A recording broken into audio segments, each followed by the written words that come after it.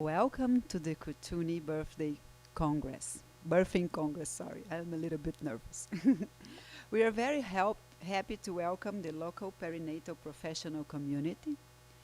This Congress is organized by I.D.E.A.L family, the branch of I.D.E.A.L Society dedicated to supporting perinatal services. Our team organized several international perinatal symposiums and congress in Europe and North America. And we inaugurated the World Day for Pregnant Women. As a non-governmental organization, our mission is to share significant perinatal research with professionals in the field, inform couples about useful resources for the health of babies and families, weave an international network of perinatal organizations, develop perinatal centers to implement and share resources with pregnant couples. In Jeffrey, we created such a center where we offer free services to pregnant couples through monthly workshops. In 2008, we took part in a humanitarian prenatal mission in Bangladesh. We are in the process of seeking international recognition for a chart detailing the impact of primal life on health and society. A convention will be signed and blessed by His Holiness the Dalai Lama this September in India during a summit on perinatal consciousness. The main purpose of this Congress is to gather researchers and practitioners from all over the world and to found a world chart rooted in the 4 pillars of perinatality: conception, pregnancy, birth, and early childhood pediatrics. We will present the result of our work at the Commission on the Status of Women at the United Nations in March 2015. Thanks to all participating in our Congress, especially at the roundtables focused on sharing and underlying the essential topics important to broadcast. To facilitate discussions, you are invited to take notes on what you find essential in each lecture and to add your own experience and research. The goal is to gather our best practice and share them with professionals and with the community at large through our website. Thank you so much for taking part in this meeting. Now, let me introduce the president of I.D.E.A.L family and the one who organized this event, François Amic. François is osteopath DO practicing in the Kootenays, professor of osteopathic pediatrics at the College of Osteopathic Study of Vancouver, organizer of international symposiums in Quebec, director of the I.D.E.A.L Wellness Center and director of I.D.E.A.L Family, and finally, the co-founder of Midwives Without Borders in Canada. Thank you to all of you to be part of this Congress. And I'm going to introduce you, Guillaume. Could you please put the next slide, perhaps, first. So we are going to start our afternoon by the topic of the pregnancy. And for that, I have a little slideshow, if you can put. And I just take a few words to tell you that the lady who presents the Congress is Carla Machado. She's a psychotherapist coming from Brazil. And there is another Brazilian which is there with us. So they just arrived a few days ago. And we are blessed by their presence because they are involved at developing in Brazil a huge program, the first university program for prenatal and perinatal education on a wide range of action. So it's very exciting to have them here, and you will have the chance to listen to them during the Congress. So, just this button. Okay. So, I would like to present you the most relevant research about pregnancy of the last decade. And of course, there is not all of them, but I've selected one of them. And I hope our Congress will continue year after year, and that we could increase the level of discovery. And just already now we have a website called tobeparents.org, and which is dedicated to collect all kind of research and to make a professional and public platform to have all the research available for everybody to support whatever is our profession, the main topic of what we are going to talk today. You will see through all the lecturers and the movie we are going to see probably another aspect of the importance of our Congress. And I will start by next slide, please. I don't know where I've put my device. Okay, I got it. Okay, and the movie? We start by a little movie, The Dance of Love.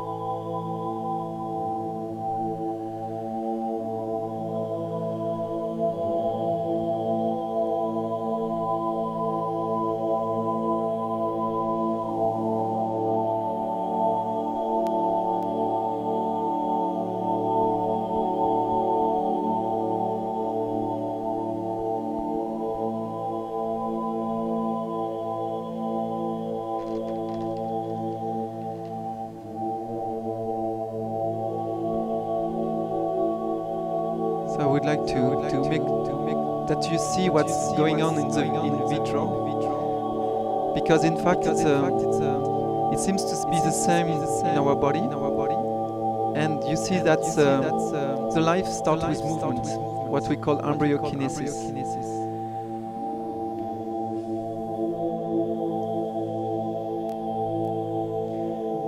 It's interesting how the cell turns. They are levogyr, they turn to the left, and we see that process of incarnation of life. At the beginning, go from right to left, and for the birth, it will be the opposite. It will be from left to right, the birth spiral.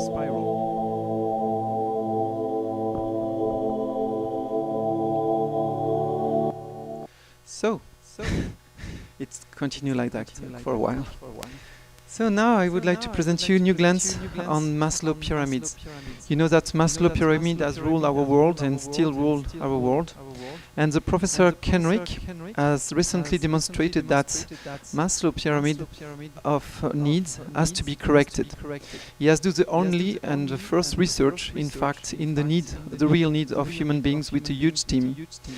And he has proved, the research of the team has proved that our first need are indeed survival, to be recognized and self-esteem, as Maslow told it. But our main life purpose is not to develop our potential, but to find a long-lasting partner, live together, have and raise children. And all our self-development, quality, virtues and ability are in fact dedicated to increase our chance of finding the best match to create a sustainable couple and family. This is a little a revolution in what we have. All our life is designed through the shop, the agency, the agency of vacancy and all that. They are designed around to develop the self-creativity as the highest level in the Maslow pyramid, and in fact is false. Developing our quality is just to find our soulmate and live with and raise kids. So I think it's a good start about our subject. This is a revolutionary discovery in a world structured exclusively on Maslow pyramid of needs. Everything targets the expansion of the individual, when our true nature is seeking only to develop family, community, and real social harmony. Because, of course, community and social is the highest family. Next slide, please. Oh, we should perhaps a little movie. And so, how does it work?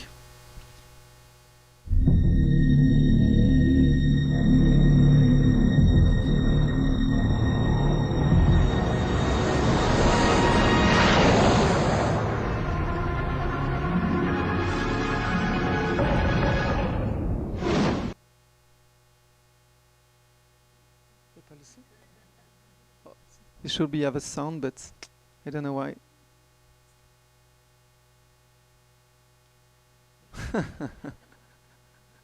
Okay, it's a publicity for.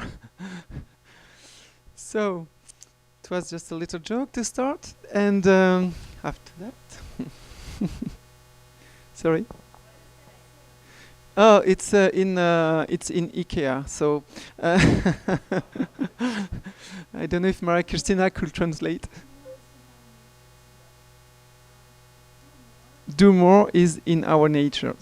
It's in Deutsch. Great. So, common living structure. There is 3 systems who rule each reign of nature. A fascia, which is a tubular system given a membranous unity to contain.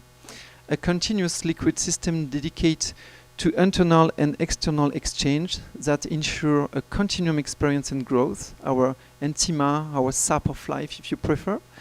And these 3 basic systems are under the governance of the hormonal and enzymatic system, using the liquids dedicated to autoregulation and reproduction, our ultimate life expression and purpose, according to Professor Kenrick. Yep. The stress is a motor of evolution. Anthropology and bacteriology are the science that's evolved the most in the moment to enlighten our understanding of a healthy pregnancy and birth. As Darwin first discovered it, the danger of the risk for our life is the motor of mutation and the law of adaptation of the species.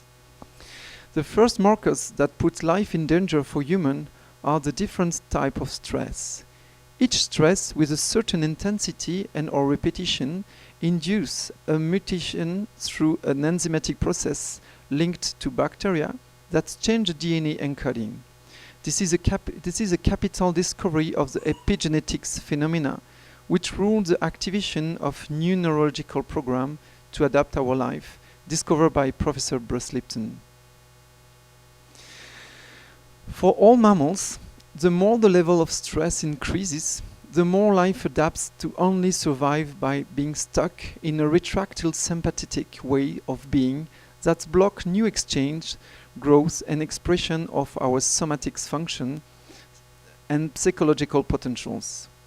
The more the stress is well proportionate, balanced as a stimulating tension, the more it encourages the expansion of each cell, each tissue, exchange, growth and learning.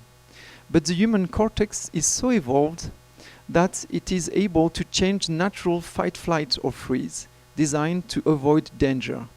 Our thoughts, combined with the numerous emotions, are able to neutralize, ignore or aggravate the felt stress and create disease in our body. So diseases appear as the expression of our evolution. It's big news. That last part is the most important for pregnancy. How does it work? We're there. 95% of our DNA, do you hear me well? It's okay? Good. 95% of our DNA keeps the memory of our adaptation to the mineral, vegetal, animal, and human history. This memory is read by a field of hydrogen which act as a laser. In the mitochondria, which rule the cell apoptosis and allows for the generation of the cells and the process of metamorphosis of our potential, the DNA is read by a field of phosphor. From both these different laser beams, emerge our body consciousness. Only 5% of our DNA keeps the memory of our adaptation to our parents' biography, transgenerational heredity, and our own. This last part is the more mutable of our genetics by the electromagnetic fields from the environments that impact our life. There is a DNA memory in our tissues devoid of inhibition or interpretation, which store the memory of all the events as they are. But there is too a cerebral memory, which is subjective. It reorganizes events to make them coherent and useful to protect our psyche and mind. This process is reactivated every night during the 5th phase of our sleep cycle. And that point is important to work on this imprint. The first electrical field that imprints our matter is created by the activity of the hydrogen and phosphor in our DNA and the activities of the neurons of our brain linked to our thoughts process. The second and strongest imprint of our matter comes from the magnetic fields of our heart linked to our emotions, which are 5,400 times more powerful than the electric fields of our mind and 300 times stronger than the gravitational forces. It's amazing. It means that when you fall on your butt, it's 3,000 less painful than if your parents tell you that you are 0. Do you see the difference? The impact on our matter? Rupert Sheldrake and David Bohm, eminent researchers in this domain, call it the morphogenetic field due to its powers to organize matter. The amazing recent discovery regarding the heart coherence by an American team showed that I miss a part of my text. Do you see something? Show that what?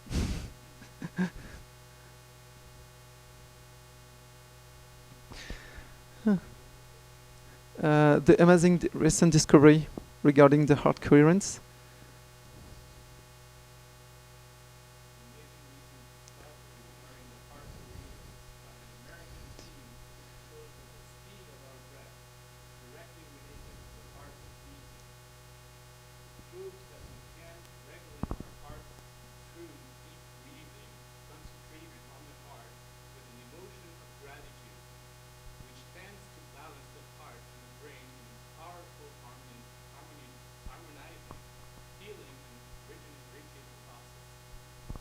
Thank you, Guillaume. The electromagnetic cascade. Our thinking, our genetic electrical field, influences our desire, which then influence our emotions, our morphogenetic magnetic field. This impacts our habits of life program, which influence our character and emotional reaction to stress, which then influence our destiny that impact our body and life. You can see this kind of electromagnetic field cascade. Our thoughts are an electrical field from our genetics are like the rudder of the driving wheel. Our emotion and magnetic field from our morphogenetics are like the sails. They propulse the boat. And our behavior and body are like the type of boat and its efficiency. The more we strive firmly in the direction of our value, dreams, and ideals, with a sense of adaptation, like the boat, they are able to negotiate with the wind, and are propelled by harmonious emotion, the more we become ourselves. Oops. Oops. No. Here. The brain is not able to treat all the information at the same time, and he had to select them. The emotions modify the magnetic field of the heart, which influence the brain through the hypothalamus, which redirects all the sensations toward the amygdala, which is attentive to select the augmentation or decreasing of sensitivity. More it's painful, more it's decrease. More it's nice, more the sensitivity increase. The more the emotion is recognized as pleasant, the more the sensitivity increase. The more it's unpleasant, the more the sensitivity is modified. But overall, the more the emotion is intense, the more it is memorized. And it will be important for the baby, of course. Rejection, abandonment, lack of affection, injustice, malevolence, non-recognition, and mistreatment are the biggest wounds of our childhood. They become the ghost which modifies and limits all our emotional reactions in life. These wounds are going to impact the emotions of women during pregnancy and imprint the matter in construction in the womb. The epigenetical effect is direct and total. It creates the first and most important blueprint which will program our basic reactions to stress and fear and educate our primitive reactions to emotion throughout life. When Professor Bruce Lipton says that the parents, specifically the mother, is the first engineer of the programming of the quality of life on her children, it starts to make a lot of sense.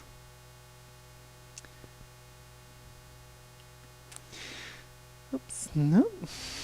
Right. Freud, Jung, Françoise Dolto, Anne-Helen Schutzenberger, and more recently Professor Bernard Goals revealed a genetic predeterminism transmitted by the parents. This designs some tendencies in patterns of attachment, affective or imaginary interactions, and relational identifications. This inner diagram creates a faithful link with the ancestors that encodes their genetics so that their specific history may survive even when the stresses have disappeared. That's a very important point. The neuroethnologist Boris Cyrulnik observes that a lion is an extraordinary in an extraordinary drought, develops big kidneys to retain water. And even if there is no other drought, it will systematically take 4 generations with an oversized kidney disease to reduce the kidneys. So when there is a mutation like that in a lion, it transfers it to the children, so they adapt better. But it takes, each time they have observed this law of 4 generations before reducing on the mammal's reign. According to the physician and psychoanalyst Françoise Dolto, it seems that each child has to absorb, transform, and adapt the past experiences of his and her ancestors. Natural disposition, typology, level of vitality, all these gifts and depths from heredity are the architecture of the matter we have to adapt to during our life. The survival or animal type of stress creates the famous fear.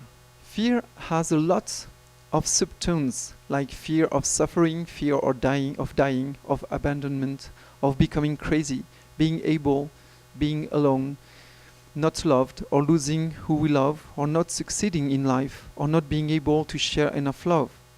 Fear and its substance tend to compress the connective tissues in our body, which are our first protective and nourishing matrix. This retraction compresses the liquids and diminishes the exchange and the growth of life in us. Our nervous system enters a defensive mode which increases the consumption of sugar in our brain and myofascial chains in order to survive. Above all, our adrenal glands will auto-regulate these three adaptations to stress. What is important to realize is that when our hormonal system is under stress, it concentrates its energy to auto-regulate its integrity by activating the immune system. And as soon this phase is mastered, the hormonal system seeks reproduction, family, and society expansion, keeping unity to be able to expand, interact, and grow. Stress during the pregnancy. Stress in pregnant our bodies when it exceeds our tolerance threshold, and when our response is no longer able to cope with this stress, with this type of stress. For example, inhibition of an action or inhibition of action or an inadequate reaction. These thresholds depend on individual heredity, and these kinds of imprints leave a spasm in the involved tissues. And each organ answers to specific sets of stresses. Adrenal gland for survival, heart for defense, kidney for security by removing toxins. And there is an area of the brain ruling each specific organ, which also will react to these stresses. The effect on the baby is tremendous. As soon as the baby scans a defect in the ability of the mother to find the right answer of an overwhelming stress, he starts supporting the function of the organ unable to answer properly. For example, in a food poisoning of the mother, the emunctories of the baby tend to overdevelop, reminder the story of the lions under big droughts. It's the same for the baby in the womb.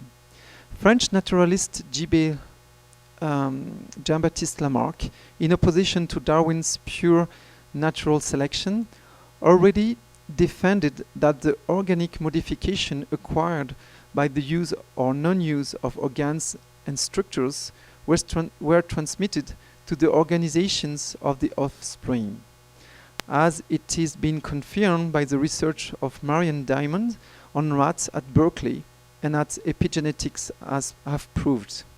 It is now proved that the baby scans the intensity of the stress experienced by the mother through the level of catecholamines such as adrenalines that are able, given a certain amount, to cross the placental barrier and make the amniotic fluids bitter.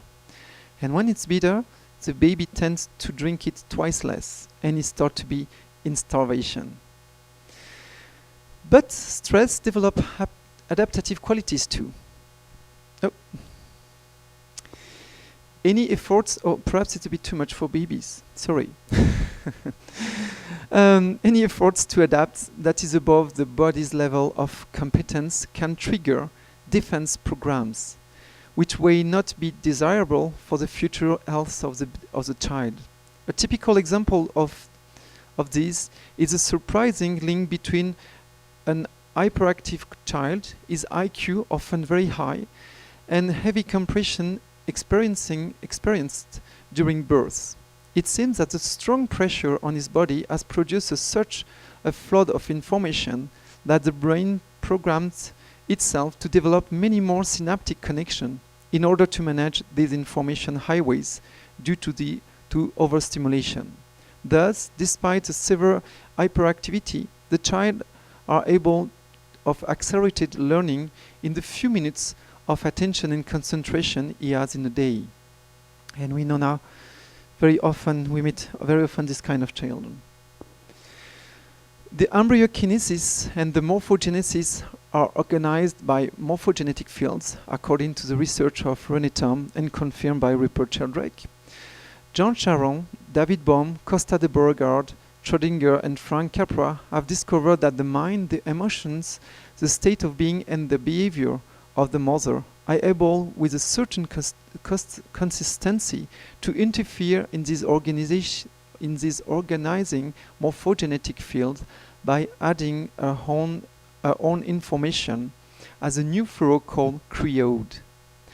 As the philosopher Omram Mikhail Ivanov presented it in 1938, We know 1938. We now have, for the first time, the proof that the mother has a huge power and responsibility over the formation of her child in the womb. She has the power to modify, corrupt, or improve the first architectural genetic imprint. Had the baby been wanted or no, the first major imprint on the baby depends on whether it is welcome or not. This is the first stress could arrive for a baby. Anxiety is physiological and contributes during the pregnancy in waiving the parental relationship with the baby, say Dr. Sylvie Richard. Each unhappy or happy stress stimulates the development of the baby until the neurohormonal system of the mother is able to adapt to it. As soon as it is overwhelming, it generates a congestion of her system and a reaction in the baby that forms an inadequate program in specific organs linked to this stress. Inadequate not during the stress, but later in his life, because this organ will be overdeveloped. And not in growth sometimes, but sometimes just in physiology, intensity of working in the physiology. In the same way, Professor Bruce Lipton has discovered, Dr. Willie Morse has noticed subtle change in the genes of the fetus after an overwhelming stress for the mother, which can alter the function of the brain of the baby during the critical period of its maturation, causing in learning, concentrating, controlling impulsivity, and causing violent behaviors. On the other hand, Dr. Van Haan has proved that a strong psychological stress on the mother during the embryological life is able to alter the placental organization and cause vascular problems like gestational hypertension, toxemia, preeclampsia, and retarded intrauterine growth. Emotional imprint. In your booklet, you have in fact a resume, a chart at the end of the little brochure, which all the last research which have been made to show the emotional imprints.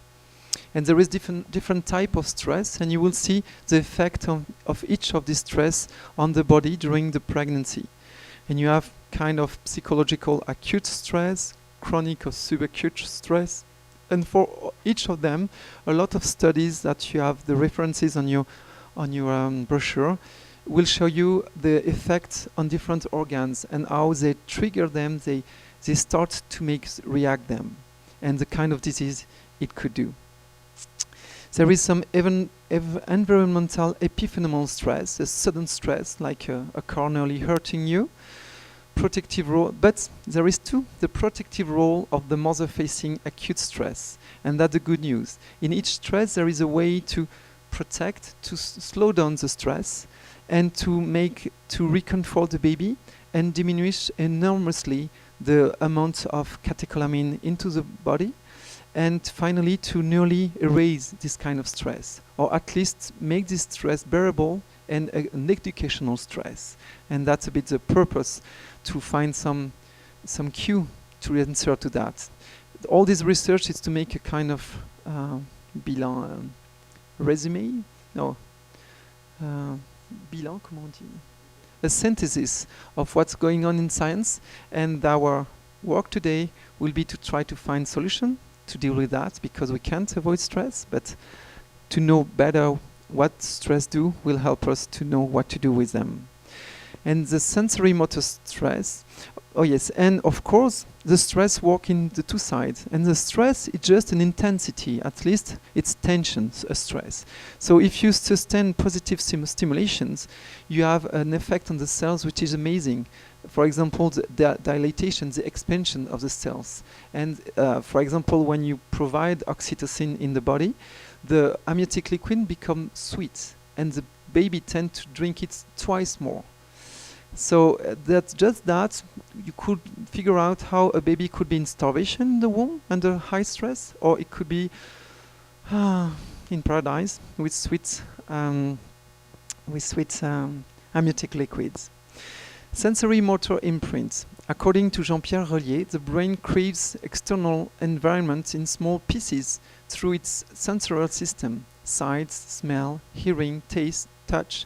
The world is digested and gathered in the form of billions of cells constantly growing and dying, becoming stronger or weaker according to the wealth of the banquets. I like this description. Physical imprints, that's all what we know the more from the science: the virus, the severe toxicity, the maternal infections, high blood pressure, prematurity, pathological pregnancy, fetal malposition in utero. And my time is, I have 2 minutes to finish, I hope, or 1. So the importance of nutrition, and we will have a lecture on that specifically because it's so important. Just to tell you that, something you know already, but fresh and wholesome products contributing to maintain a high level of immunity for the mother and baby, focusing on vegetables, fruits and grains because of their high content of vital energy, as well as fatty acids from cold sea fish that help build large baby brain, as Dr. Michel Audin says. Be careful of the danger of saturated fatty acid, cooked fats, refined oils, etc., that clog neurotransmitters in formation. The supply of oxygen is essential for the formation of cells and in particular to the development of the brain. Deeper breath taken regularly, like that, during the day should provide enough. Conclusion. Dr.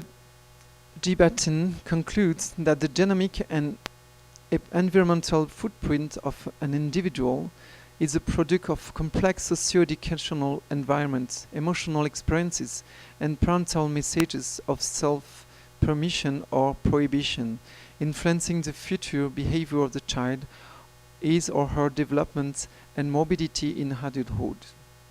Thank you. Okay. Oh, sorry, and I have a last one. It's true that I like this sentence of a Sioux chief coming from the movie Grey-Old.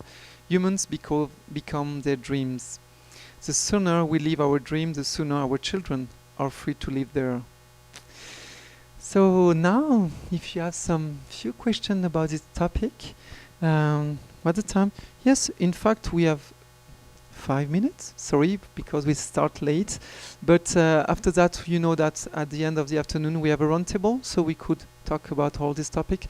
But just for now, if you have some question, I think we have a microphone wireless that Guillaume has. And if something comes to your mind, otherwise it's not a problem because, well, but really I would be enjoyed to answer. Oh, a question behind you. Yeah. Francois, what do you feel is the practical application of these miasms? For example, if you went back to the pyramid, how many of us are even living beyond like the first or second level? So I'm wondering, with most people, potentially people maybe have not found their soulmates and are maybe not at the point where they're at the tip of the pyramid ready to parent, but we do anyways, and we have children and we breed and life goes on. So I'm wondering about how you feel the practical application of this knowledge. For me, the practical application is that we know from Maslow, at least, that when we have crossed the third step of the pyramid, that it means that we have enough food, a shelter, and we have been recognized through an occupation, any kind of occupation. We start to be able to manage much better our stress. Under this third step, we are so much stressed that, of course, our offspring will be really impacted, as we see in countries or here, people who are really in bad condition. And but when we cross the third, we are on a level where we start to enter, to develop our ability to realize ourselves. And now it's not the top of the pyramid, but it's more a part. And this part, in fact, what Dr. Kenrick said, it's not just to make a couple. Of course, it's to socialize. And there is other way, just the couple and reproduction. We are lucky because not everybody will go through that, and sometimes the couple make you fall to the first level, starvation, but emotional starvation. And so it means that starting the step, we start to develop we are enough satisfied to look around us, to appreciate nature, to appreciate the other, and to start to link with them, to make a bonding. That's what the kids start to do after 7 years old, when we develop our forehead. And normally, if the first part, like in the childhood, as we will well manage, we are able to be so interested by the environment that our environment become our soulmate, if you want. And the most we are able to weave good relationship with our environment, could be nature of other, the better we start to create a kind of couple. And from this couple we create, and we generate activities, thought, emotion, which are a kind of love. So the idea of couple, and I like that in the underline of his studies, is not just for the couple, but as soon we start to interact, and we're able to really interact, to welcome love, to give love.